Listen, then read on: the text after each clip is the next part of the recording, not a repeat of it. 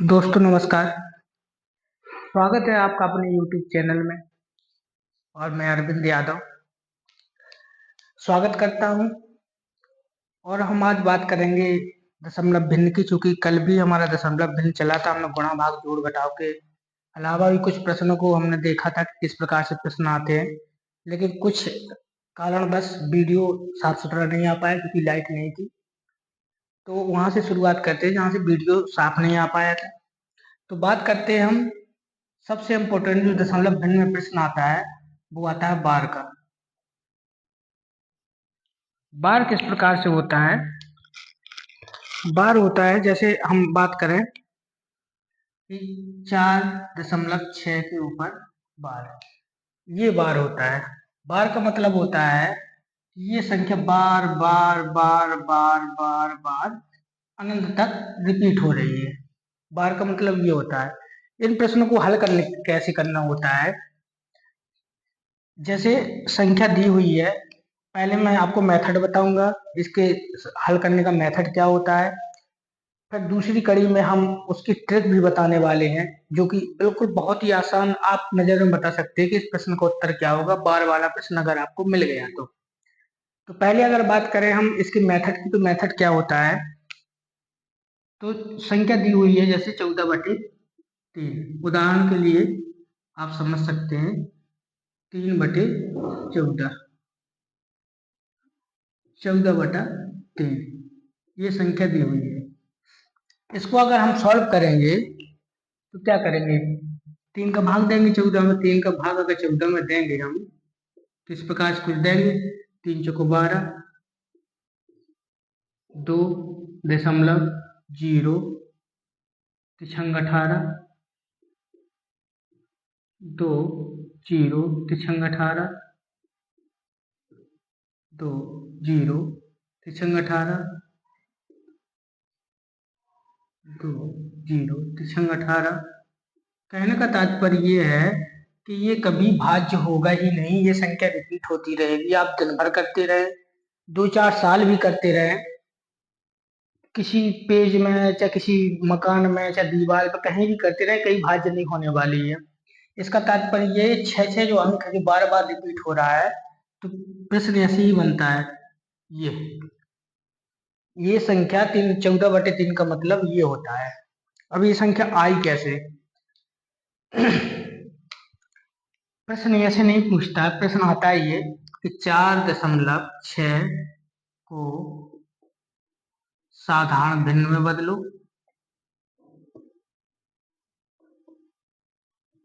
भिन्न में बदले,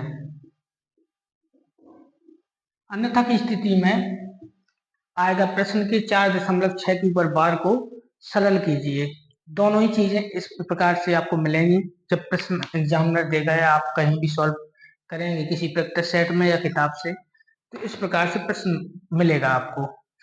अब हमें इस फॉर्मेट में इसको लेके आना है। साधारण भिन्न में बदलना तो ऐसे बदलेगा, स्वाभाविक है, ठीक है। तो इसका मेथड क्या होता है, पहले हम बात करें मेथड की। अगर इसको हल करेंगे फिर उसके बाद हम ट्रिक की बात करेंगे कि ट्रिक कैसे इसमें अप्लाई की जाती है और क्या कर सकते हैं कि ये आसान बन जाए। पहले मेथड जान लेते हैं। मेथड क्या होता है, प्रश्न दिया हुआ है 4.6 के ऊपर बार, इसके बराबर x मान लेते हैं, ठीक, या x के बराबर 4.6 मान लेते हैं। अब क्या कर सकते हैं इसमें, जो मैथ से जुड़े हुए विद्यार्थी होंगे या जो लोग मैथ को थोड़ा बहुत जानते होंगे तो वो जानते होंगे कि दोनों पक्षों में हमें क्या करना होता है। अगर यहाँ एक अंक बाद दशमलव है, क्योंकि यहाँ बार है, एक अंक बाद दशमलव है, तो हम क्या करेंगे कि दोनों पक्षों में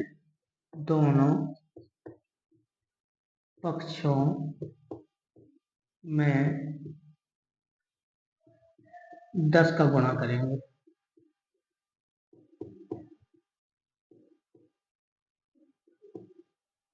ठीक है। इससे क्या होगा, इससे ये होगा कि ये जो दशमलव है ये अंक आगे खिसक जाएगा। फिर इसके ऊपर फिर जब 4.6 है तो 46.6 हो गए, फिर 6 के ऊपर रिपीट होने लग गया। अगर यही संख्या अगर हम मान लेते 4.64 होती, दोनों के ऊपर बार होता, तो अगर 2 अंक बाद दशमलव है तो हम 100 से गुणा करते, दोनों पक्षों में 100 से गुणा करते। अगर 3 होती तो हम 1000 से गुणा करते। कहने का मतलब ये कि जितने अंक बाद दशमलव है उतने ही जीरो बढ़ा के हमें गुणा करना है। मेथड ये होता है। अब जब दोनों पक्षों में गुणा होगा तो क्या हो जाएगा, ये 10x हो जाएगा बराबर ये 46 हो जाएगा, 0.6 के ऊपर बार हो जाएगा। इस प्रकार से एक अंक ये दशमलव खिसक जाएगा। दोनों को क्या करेंगे, घटा देंगे। जब घटाएंगे तो ये माइनस का 9x बचेगा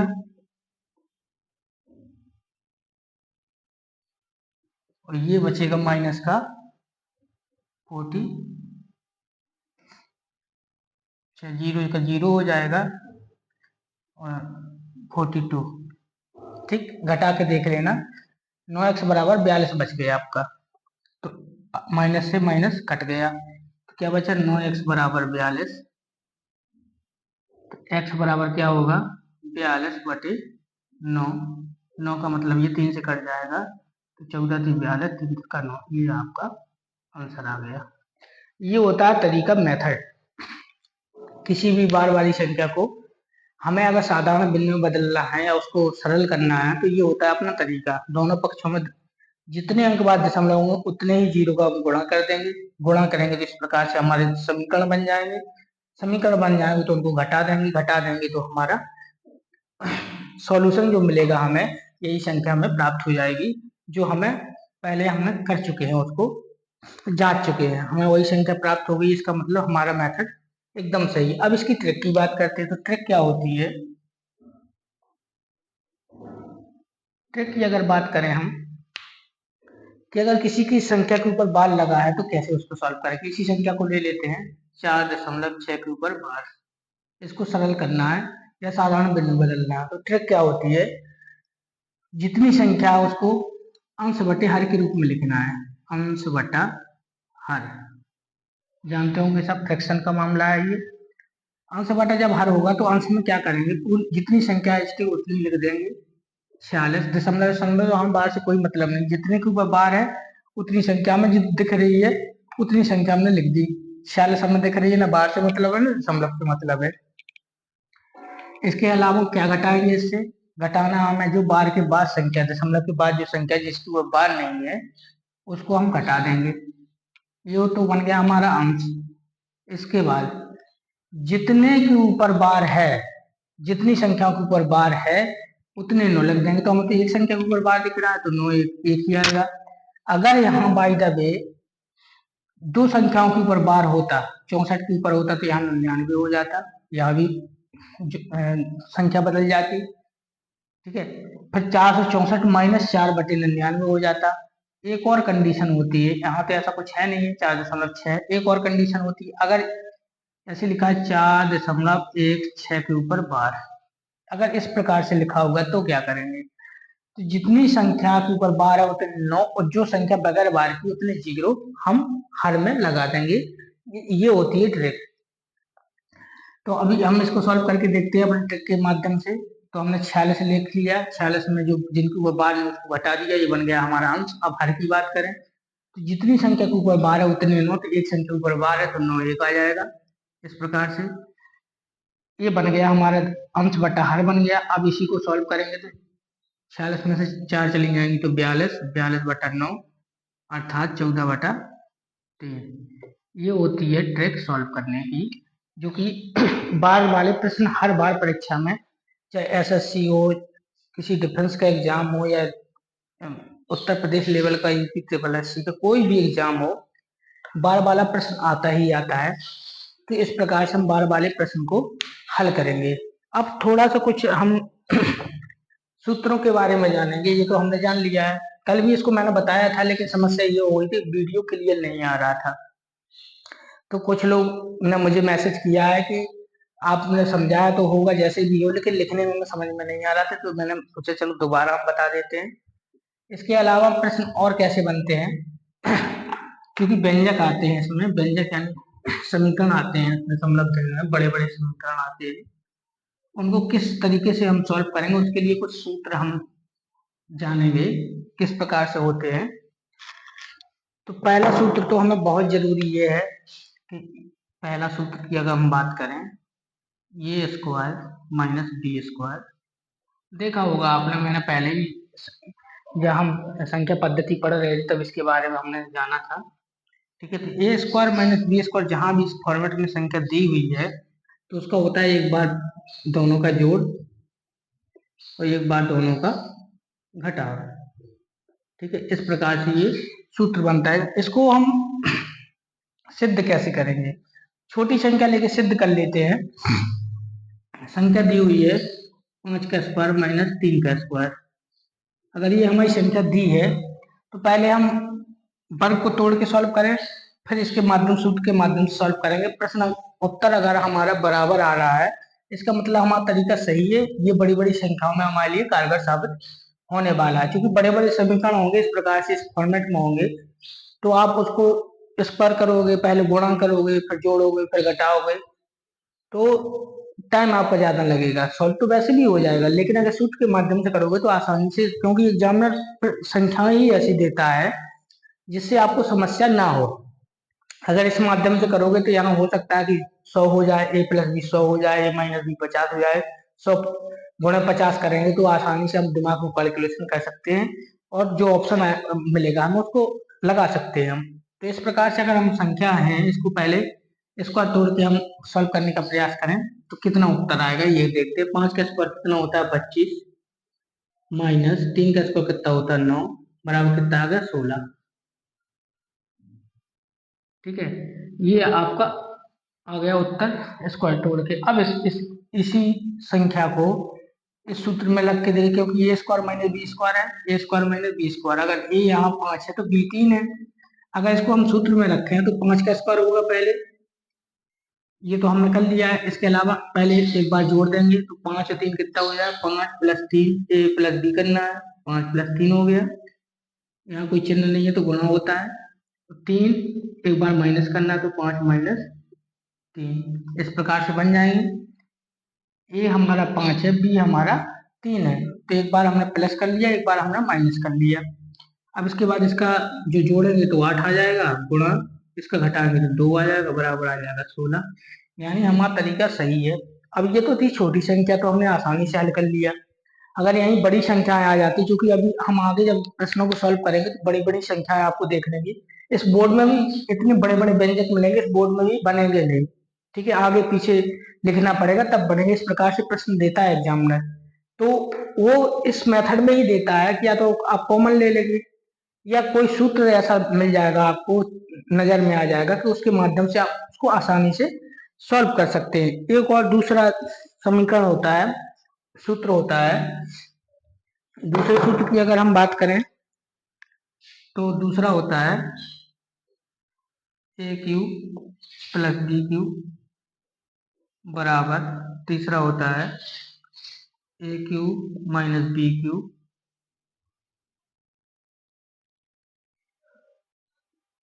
बराबर a square, a cube a plus b का होल क्यूब अलग होता है, a cube plus b cube अलग होता है, इतना जान लीजिए, दोनों में फर्क होता है।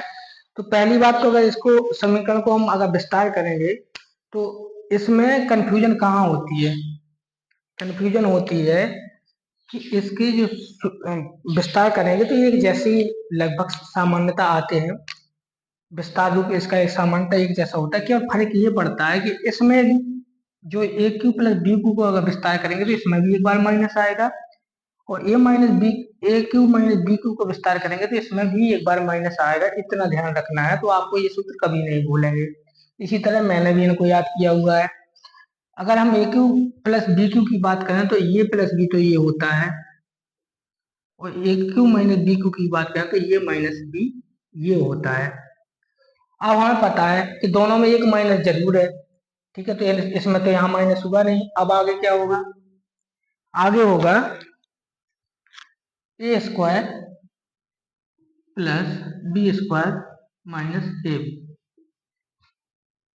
ये माइनस हमें पता है कि एक बार इसमें माइनस आना है, a cube plus b Q में एक बार माइनस आना है, तो हमें अगर यहाँ माइनस नहीं मिला है सूत्र में विस्तार करने पे, तो यहाँ माइनस मिल गया है, नहीं इसका मतलब सही है।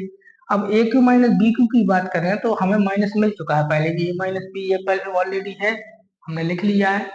तो इसका फिर क्या हो जाएगा, a square plus b square plus a b, इस प्रकार से ये हो जाएगा।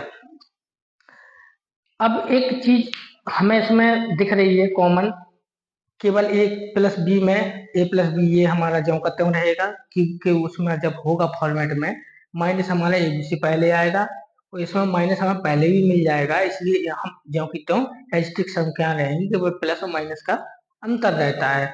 ये आपको ध्यान में रखना है। इसी प्रकार से अगर हम एक व्यंजक की बात कर लेते हैं थोड़ा सा, कि प्रश्न कैसे पूछता है एग्जाम में, इसको लिखा रहने दें अभी फिलहाल में, कि प्रश्न है, प्रश्न इस प्रकार से है, प्रश्न दिया हुआ है 6.2 गुणा 6.8 प्लस 3.2 गुणा 6.2 बटे 2 गुणा 3.1। ये आपका प्रश्न दिया हुआ है, एक छोटा सा प्रश्न है, एक उदाहरण के रूप में, कोई बड़ा प्रश्न नहीं है। व्यंजक इतने बड़े बड़े अभी आने वाले हैं इसमें, और सॉल्व करने में मजा आएगा, कोई हग्ग नहीं होती है। मैथ कोई इस प्रकार का सब्जेक्ट नहीं कि उसको रटो, उसको केवल हमें जब अभ्यास करेंगे तो ये चीजें ऑटोमेटिक आने लगती हैं। अभ्यास करना बहुत जरूरी है।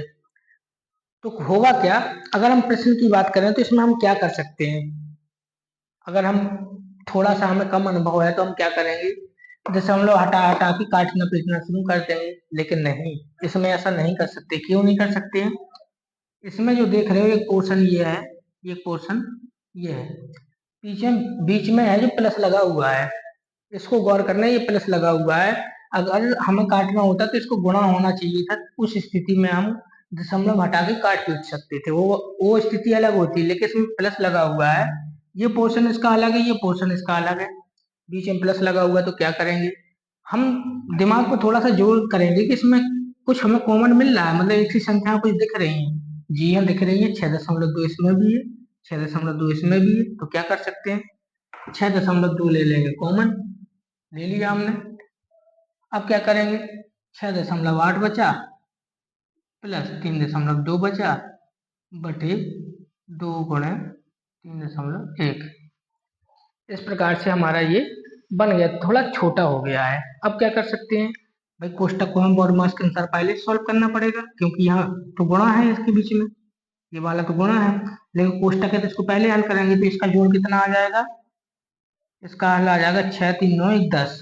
तो 6.2 गुणा 10 बटा इसका गुणा कितना हो जाएगा, 6.2, एक तिगुनी 62, एक अंक बाद दशमलव, तो 6.2 आ गया। 6.2 से 6.2 कट गया, कितना आ गया हमारा आंसर, 10 आंसर हमारा आ गया। इस प्रकार से हम व्यंजक को भी सॉल्व करेंगे। अभी जैसे परीक्षाओं में प्रश्न पूछे जाते हैं, मैंने केवल उदाहरण दिया है आपको, उस प्रकार से अभी हमारे पास प्रश्न ढेर सारे हैं, सिलेक्टेड प्रश्न है। हम थोड़ा सा और समझ लेते हैं दो चार चीजों को, इसके बाद अपनी प्रश्नावली शुरू करेंगे, क्योंकि ये चीजें बहुत काम आने वाले हैं। आपने सूत्र देख लिए, बार के प्रश्न भी आपने देख लिए, किस प्रकार से मेथड भी देख लिया, और ट्रिक भी उसकी जान ली। अब बात करेंगे कि प्रश्न आते कैसे हैं। प्रश्न दिया हुआ है, इसमें आरोही क्रम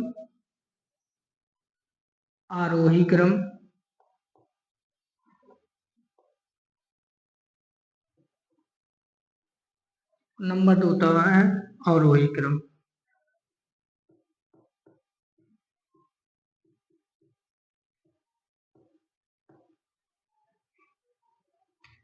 आरोही क्रम का मतलब ये होता है कि बढ़ते हुए हमें क्रम में लिखना है, बढ़ते हुए क्रम में लिखना है, और ये घटते हुए क्रम में लिखेंगे।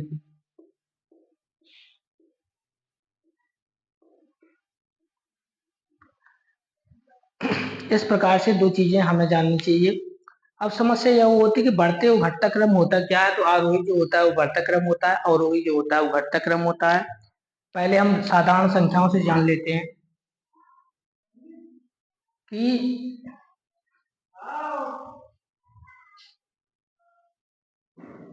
तो आरोही और अवरोही क्रम की हम बात करें तो एक संख्या को बढ़ते हुए क्रम में लिखते हैं, घटते हुए क्रम में लिखते हैं, ये आरोही अवरोही होता है। लेकिन संख्या जैसे हम उदाहरण के लिए देखें, उदाहरण के लिए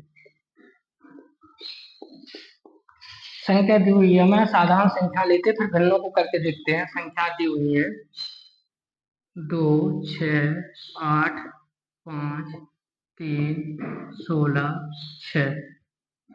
ठीक है, इस प्रकार से संख्या हमें दी हुई है। इनको एग्जामिनर बोलेगा कि हम कैसे समझेंगे कि आरोही क्रम में लिखना है। पहले इसको आरोही क्रम में लिख के देखते हैं।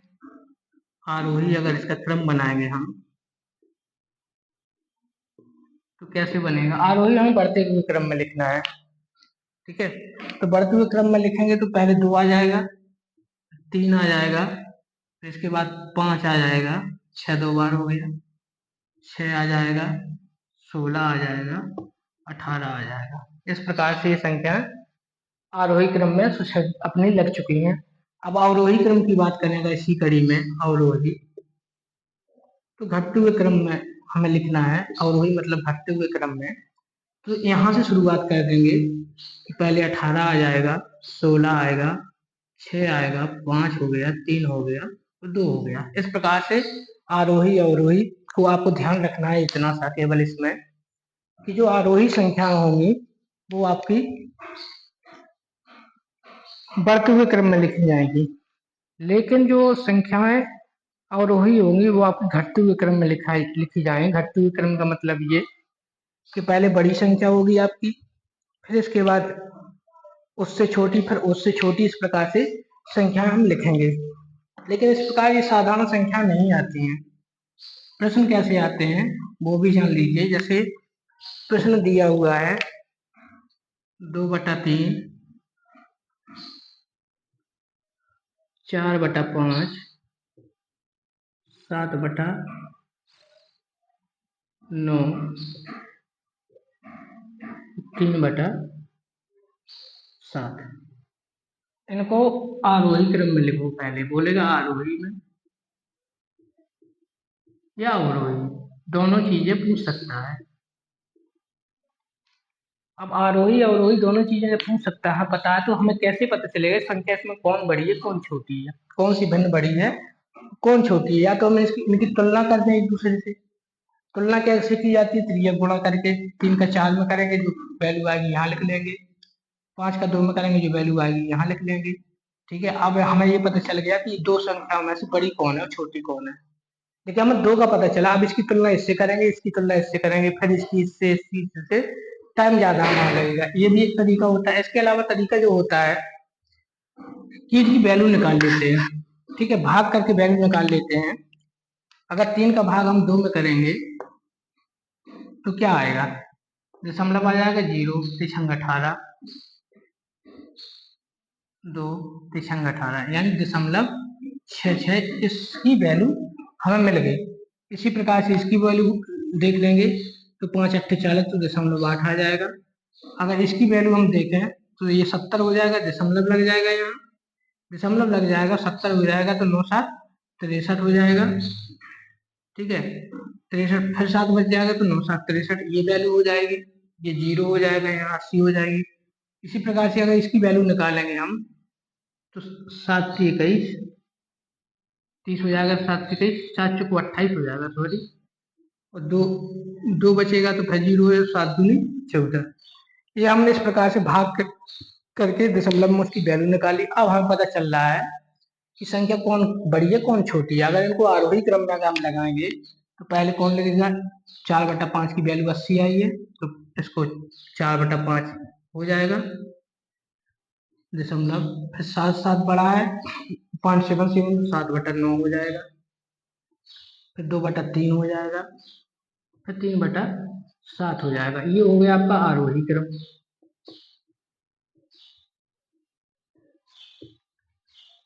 इसी प्रकार से अवरोही जो रहेगा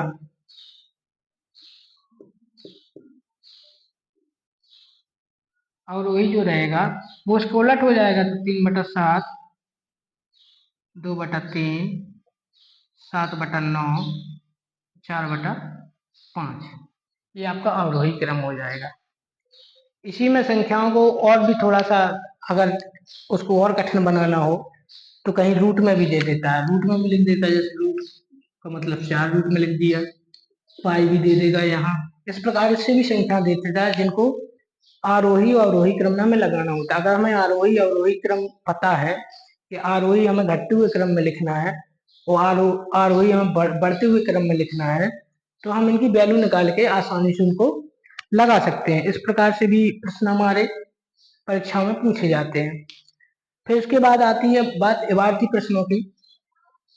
इबारती प्रश्न भी बहुत मजेदार होते हैं इसके, जो कि हमारी दैनिक दिनचर्या में बहुत काम आते हैं, तो उनको भी हम आगे के क्रम में सॉल्व करेंगे। जो इसके व्यंजक होते हैं उनको जानेंगे, कैसे हम कॉमन लेते, कॉमन लेना हमने अभी प्रश्न में जाना, लेकिन नजर में कैसे पहचान पाएंगे इसमें हम कॉमन ले सकते हैं कि हम कोई सूत्र के माध्यम से को सॉल्व कर सकते हैं। क्योंकि हमारे अभ्यास से हमें इतना करना अभ्यास कि परीक्षा में जब भी प्रश्न आए तो हमें उसका समय ना खराब हो।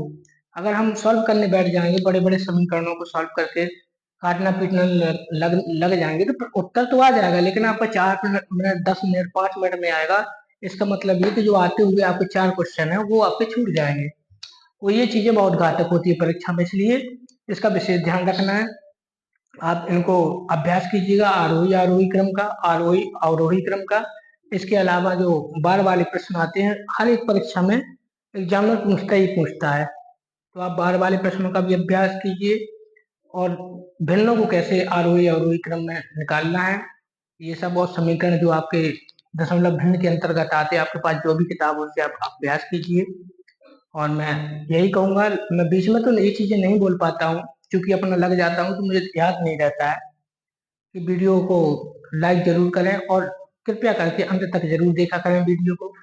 इसी प्रकार से मैं रीजनिंग की सीरीज भी कुछ दिनों में लाने वाला हूँ, जो अपनी शुरुआत से चलेगी, वो अंत तक, यानी जीरो से हम शुरुआत करेंगे और शिखर तक हम पहुंचेंगे। इस प्रकार से आप जुड़े रहिए मेरे साथ, और मैं सबको, जो कि दीपावली आ रही है, तो सबकी दीपावली की शुभकामनाओं के साथ सेशन को समाप्त करता हूँ। जय हिंद, जय भारत।